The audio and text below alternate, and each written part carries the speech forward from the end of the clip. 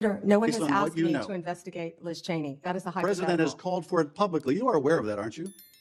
No one has asked me to investigate. But the president Liz, has we're called. also The worried about president. Liz Cheney. The Senator. president has You know called what we for should this. be worried about? Ms. Bondi, the please crime rate answer in my questions. California right now You is are through aware, the roof. Ms. Bondi. Your robberies Ms. are Bondi, 87% higher than the national my question average. is this. That's what I My want to be question is focused this. on, Senator. Do you have the if I'm power to confirmed say as no to the Attorney president? General. And what you're suggesting today by your non-answer is you don't have the independence to say no to the president. So let me ask you a different question. It also requires you, if you're going to be a good Attorney General, to be able to tell hard truths to the president. So my questions now are, can you tell hard truths to the president? So let me start with an easy truth that you could speak to the president. Thank you, Mr. Chairman. Thank you, Mr. Chairman. Ms. Bondi, as you know, the Supreme Court in Trump versus United States held the president has absolute immunity to commit crimes in certain core areas of the president's responsibility. One of those core areas is the Justice Department. So in a breathtakingly dangerous and irresponsible decision, Justice Roberts and the majority held the president could commit crimes using the Department of Justice and be immune from prosecution. Justice Sotomayor correctly said this new immunity lies about like a loaded weapon.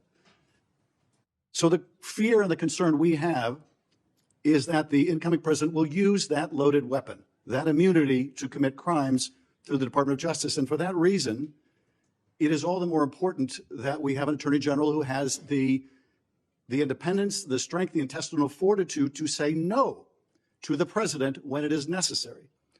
So my first set of questions has to do whether you have the independence to say no when you must say no. And you can say this is hypothetical, but it is not hypothetical. So let me start with one very specific non-hypothetical. The president has said Jack Smith should go to jail.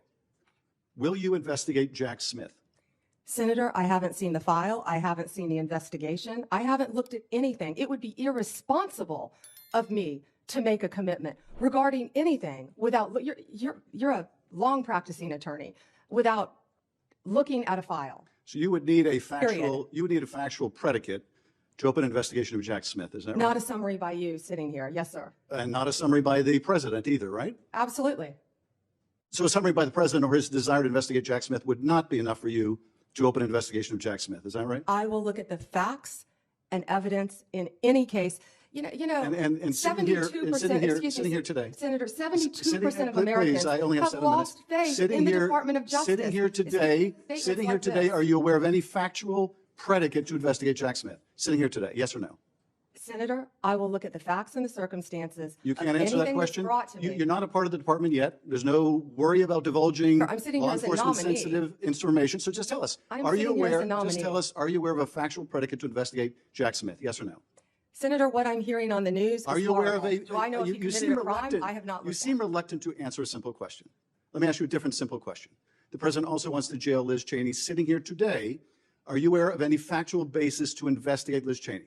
Yes or no? Senator, that's a hypothetical, and I'm not going to answer that No, question. it's not hypothetical. I'm asking you, sitting here today, whether you are aware of a factual predicate to investigate Liz Cheney. Senator, no one has Based on what asked you me know. to investigate Liz Cheney. That is a The hypothetical. president has called for it publicly. You are aware of that, aren't you?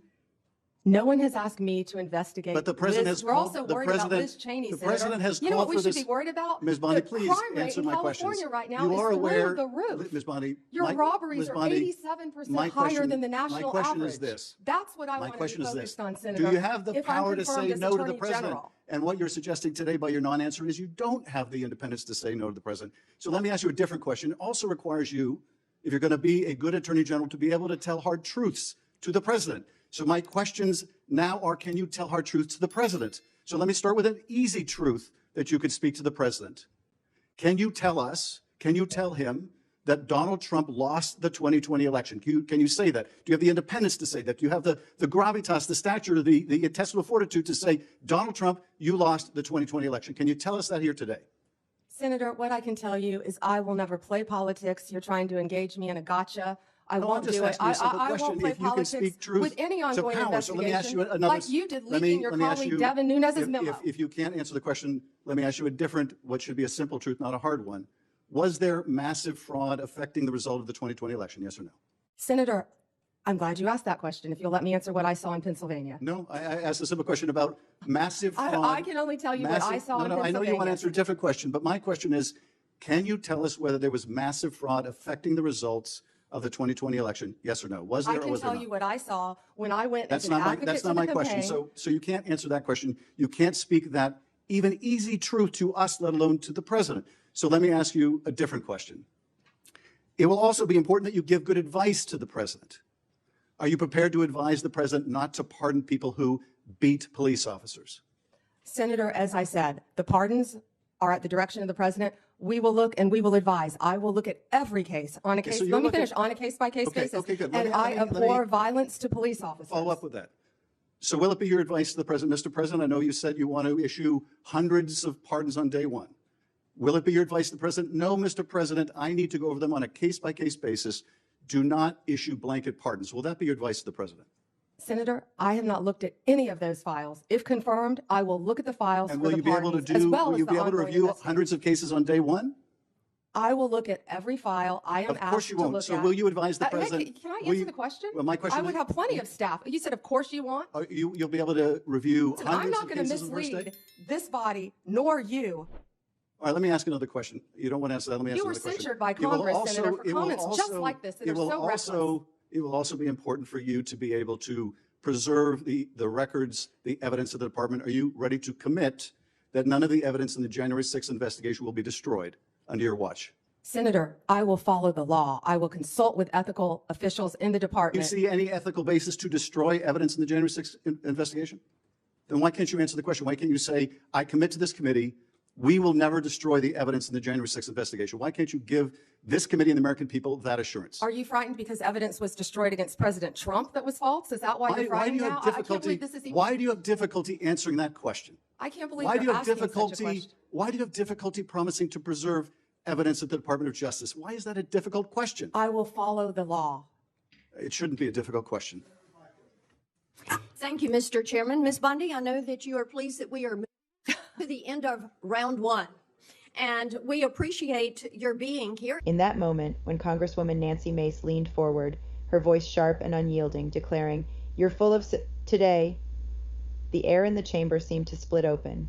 What had begun as a hearing about security failures transformed into a reckoning about truth itself.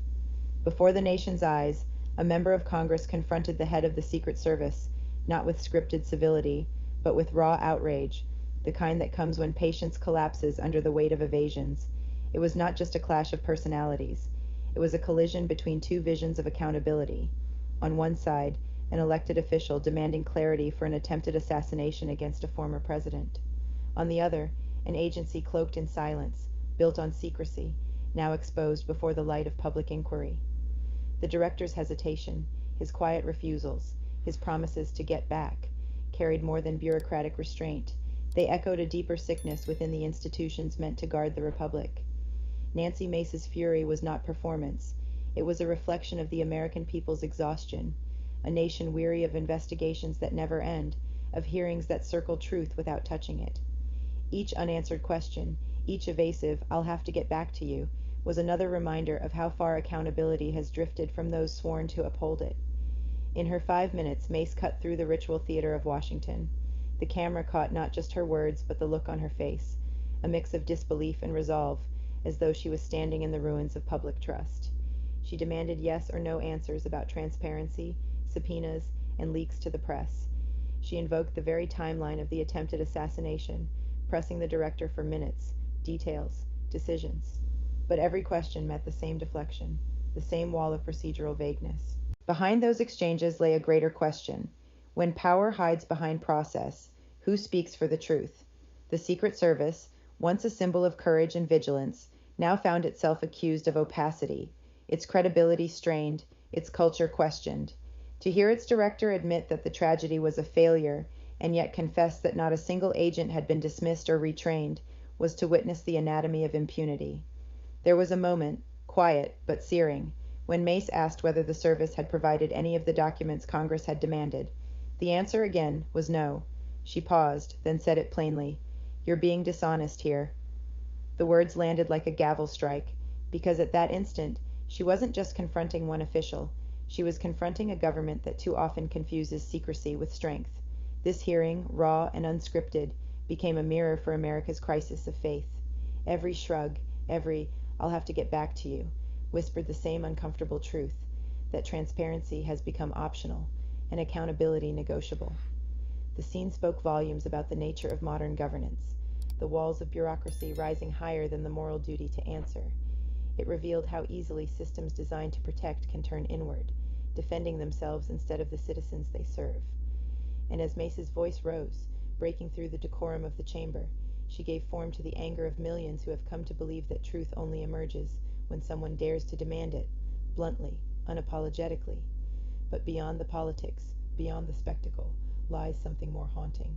A leader of an agency sworn to protect the President of the United States sat before Congress 9 days after an assassination attempt and could not, or would not, recount the simplest facts of what happened. That silence was not just administrative, it was moral. Because in the absence of truth, even the strongest institutions begin to rot from within. And yet, amid that silence, Mace's confrontation became a kind of moral clarity. She did what too few are willing to do: speak plainly, without fear of consequence.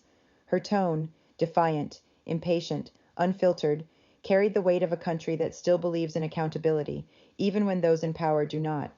There's something cinematic about that moment. The fluorescent light of the hearing room, the still cameras clicking, the quiet shuffle of staffers trying not to react. And at the center, one voice cutting through the hum of procedure. It wasn't polite, it wasn't diplomatic, but it was honest. And honesty, in this age of political choreography, is an act of rebellion. What happened in that hearing was not just about one agency or one failure. It was about a culture of evasion that has taken root across Washington, a belief that words can obscure reality indefinitely, that public trust can be managed like a press release. But when the questions grow too sharp, when the facts demand daylight, that illusion collapses. For a brief electric moment, it did, and that's why this hearing matters. Because every democracy depends on confrontation, on those willing to speak hard truths to power, even when the microphones crackle, even when the walls push back. Nancy Mace's words will echo far beyond the committee room. They will linger in headlines, in social media clips, in the uneasy conscience of every official who watched that exchange and wondered how long the American people will tolerate evasions in place of answers. This is what accountability sounds like: raw, imperfect, human. It's not a press release. It's not a polished statement. It's the tremor in a voice that refuses to be gaslit by authority. And as the hearing adjourned, one truth remained: power, left unchecked, will always protect itself. Only pressure, public, relentless moral pressure, forces it to answer. That is why these hearings exist. Not for theater, but for truth. Not for sound bites, but for justice. And in that truth lies the last defense of liberty itself. Because when agencies fail, when leaders hide behind procedure, and when the people's representatives are forced to shout just to be heard, the real danger isn't just incompetence, it's indifference. And if we lose our outrage, if we accept silence as normal, then the republic fades, not with a bang, but with a shrug. This is why we tell these stories: to remind America that accountability is not a courtesy, it's a covenant. The hearing may be over, the questions remain, and the truth, however long it takes, will find its way out. This is Liberty Country. Stand for truth. Stay vigilant.